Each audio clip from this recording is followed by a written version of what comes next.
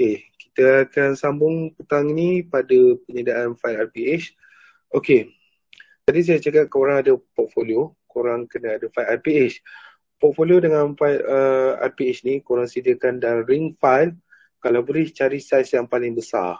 Okey, untuk portfolio bolehlah beli saiz yang sederhana, mungkin dalam saiz 2 inci, 2 inci setengah untuk portfolio, tapi untuk file RPH saya sarankan untuk cari saiz file yang 4 inci ke 5 inci.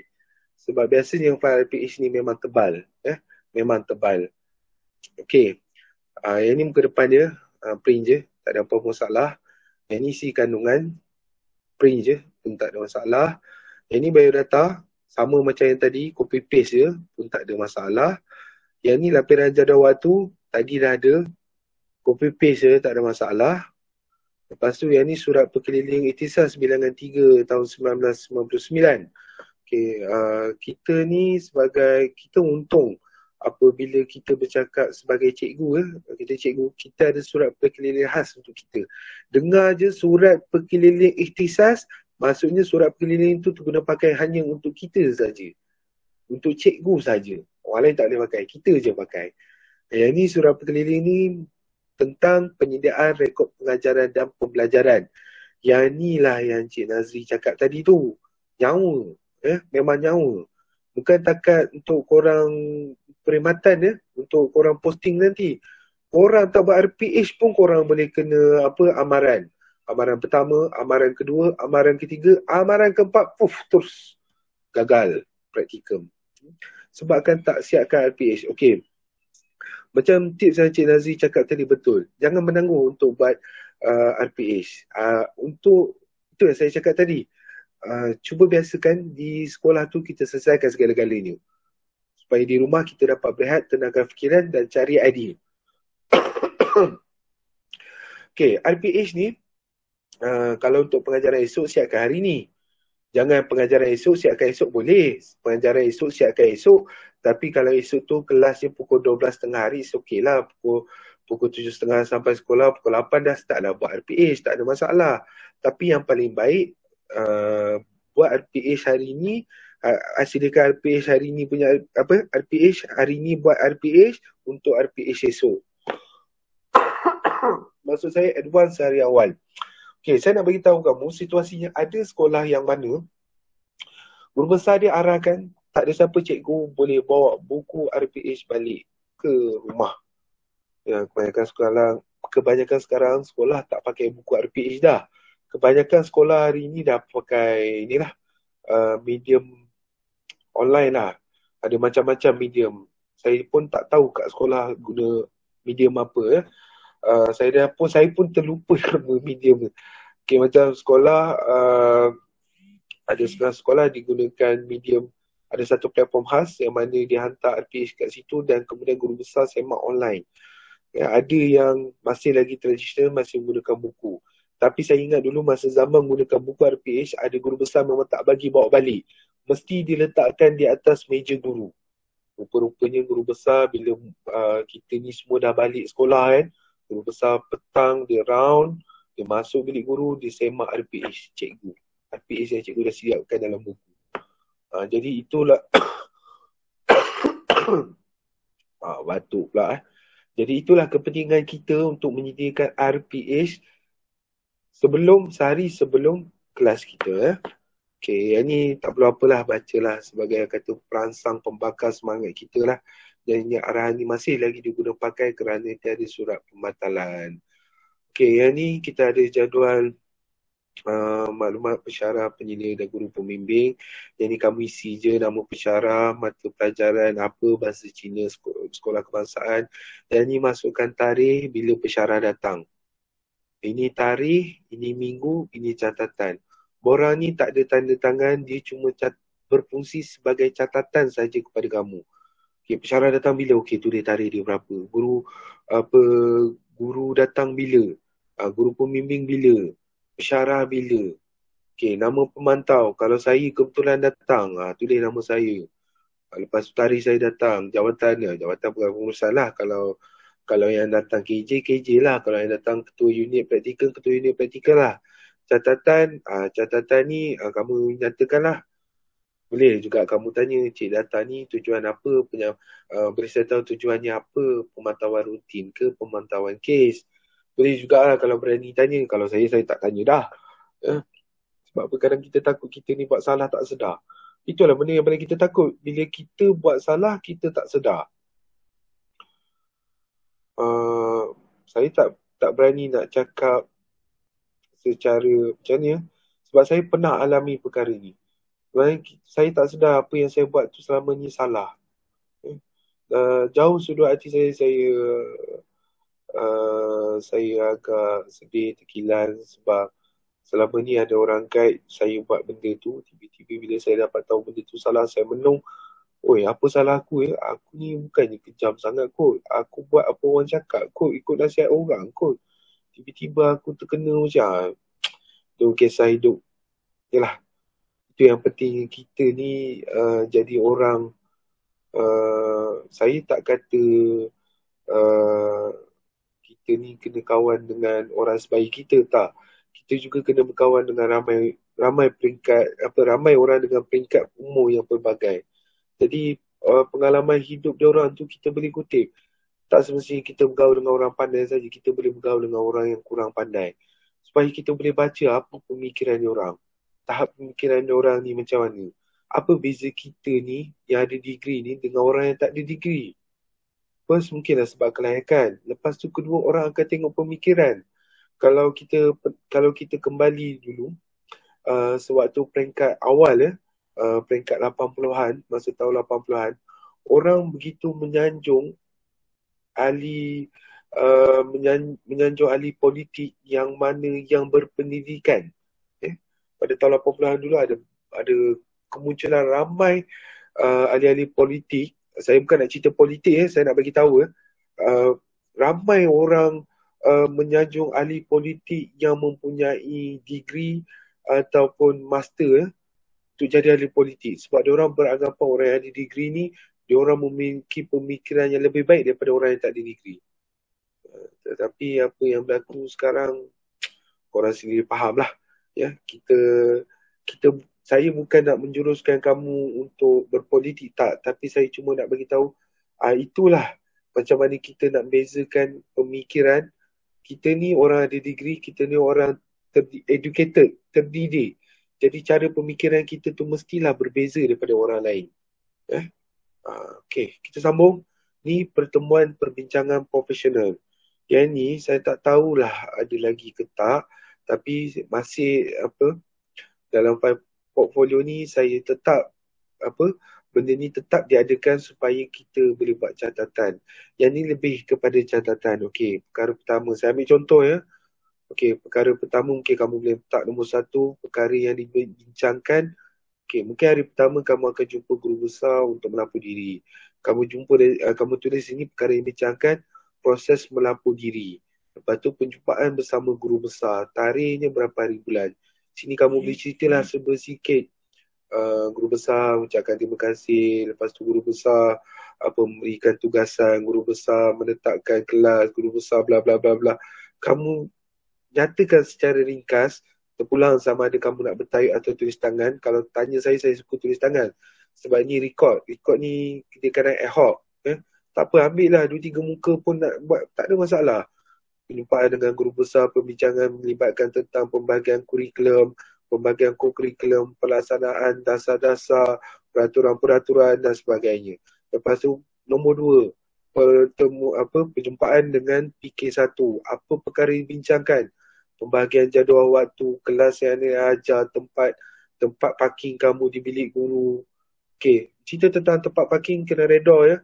Ada di antara kita yang akan dapat tempat yang sangat selesa, tetapi terpisah daripada guru-guru lain. Contohnya, kena parking dekat pusat sumber.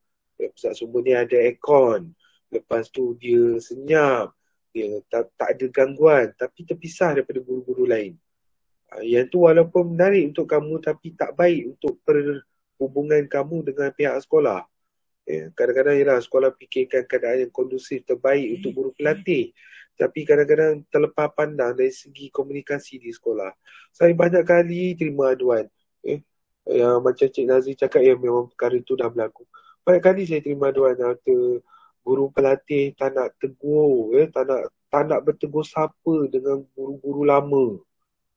Oh ya Allah, bila saya dengar macam tu, saya kata longkang tu cukup muat kot untuk saya yang besar ni. Saya kata, Allah, mana aku dah letak muka. Ya, apa salahnya kita bermanis mulut, bermanis muka, kita tegur, apa khabar cikgu. Panggil cikgu jangan panggil kak. Jangan sibuk-sibuk dengan cikgu ni nak panggil kak ke apa ke, jangan. Biarkan dia bahasakan diri dia, kak, abang.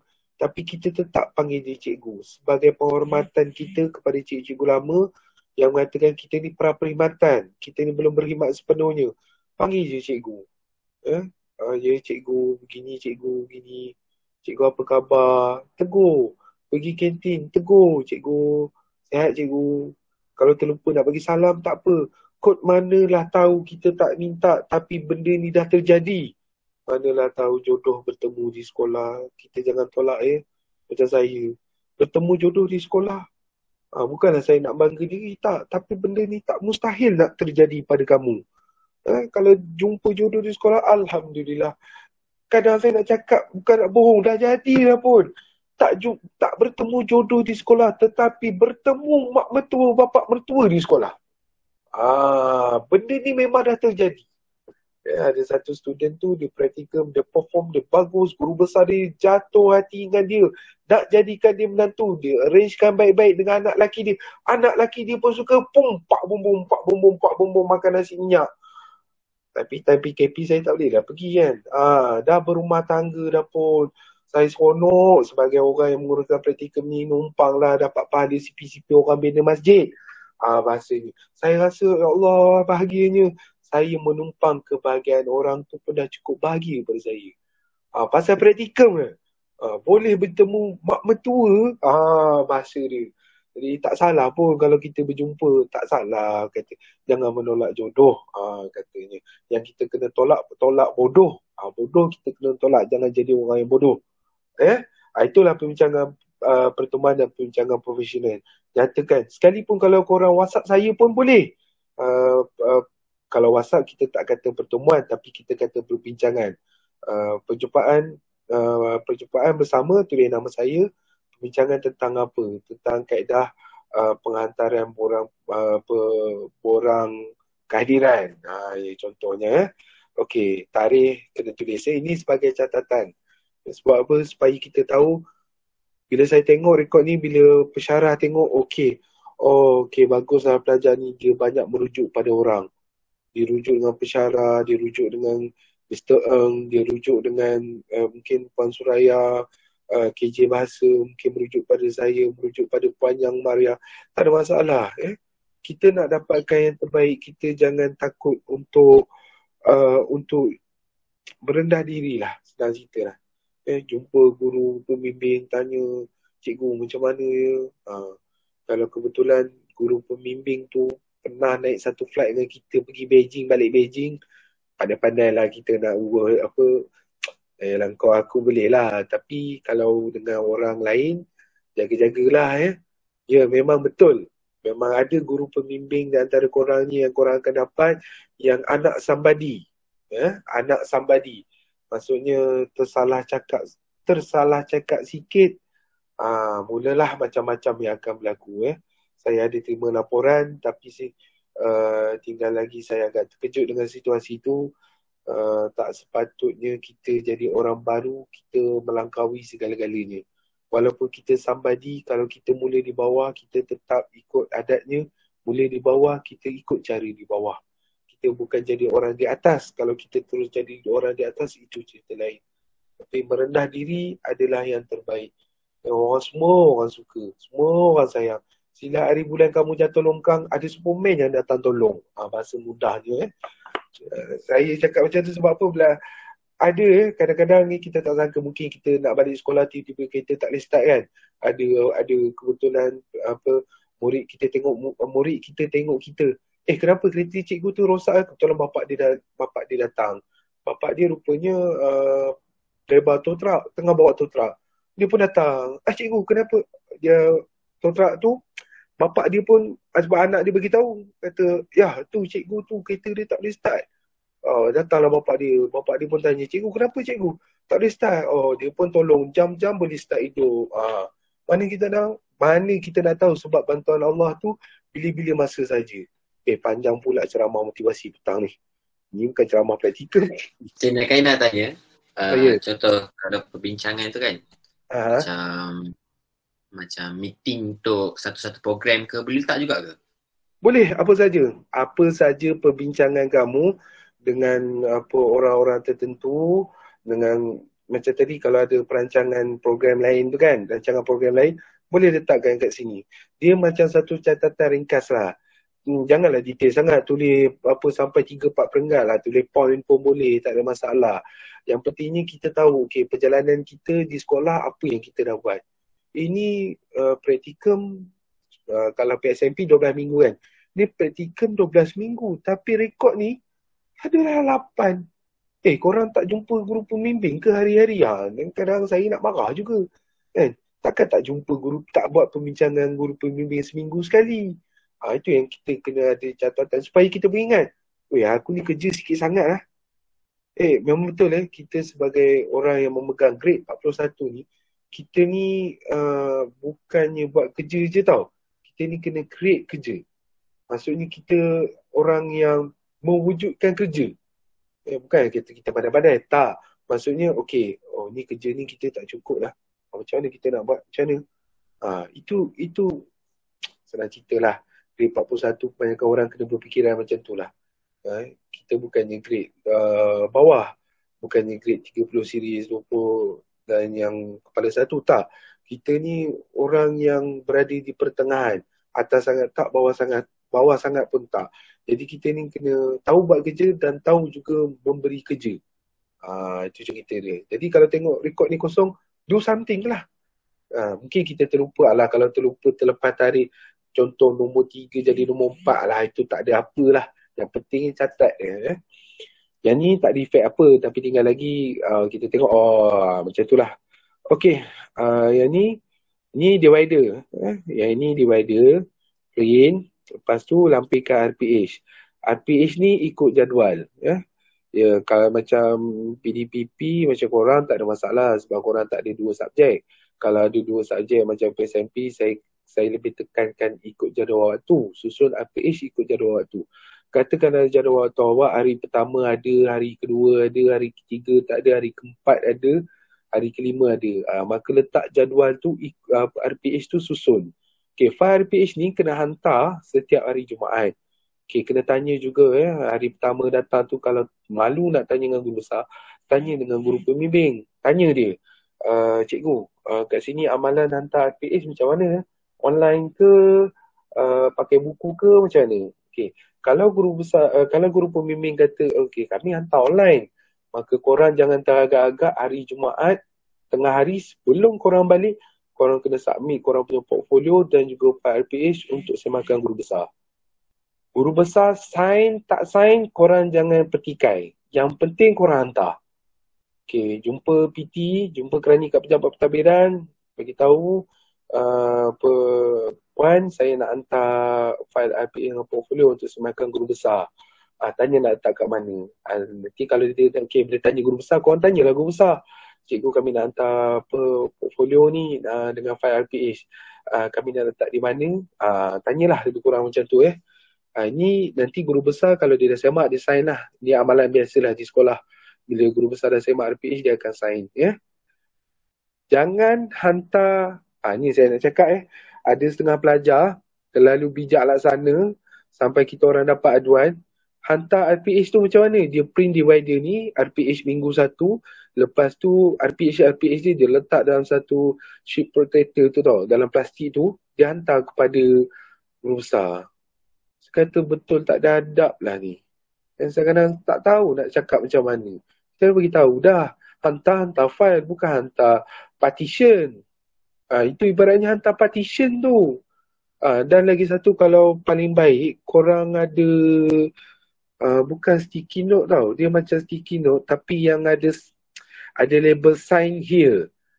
Maksudnya korang letaklah kat situ untuk perhatian guru besar lah.